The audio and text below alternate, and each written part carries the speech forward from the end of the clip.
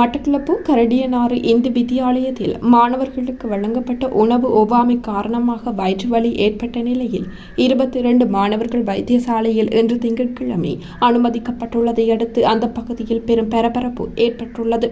குறித்த பாடசாலையில் சத்துணவு திட்டத்தின் கீழ் பாடசாலையில் சோற்றுடன் கோழி இறைச்சி கறி தயாரித்து இன்று பகல் 195 மாணவர்களுக்கு வழங்கப்பட்டதை அடுத்து இதனை உண்ட 22 மாணவர்களுக்கு வயிற்று வலி ஏற்பட்டதுடன் அவர்களை உடனடியாக அருகிலுள்ள கரடியனாறு பிரதேச வைத்தியசாலையில் அனுமதித்ததுடன் மேலதிக சிகிச்சைகளுக்காக 14 மாணவர்கள் மட்டக்களப்பு போதனா வைத்தியசாலையில் அனுமதிக்கப்பட்டுள்ளனர்.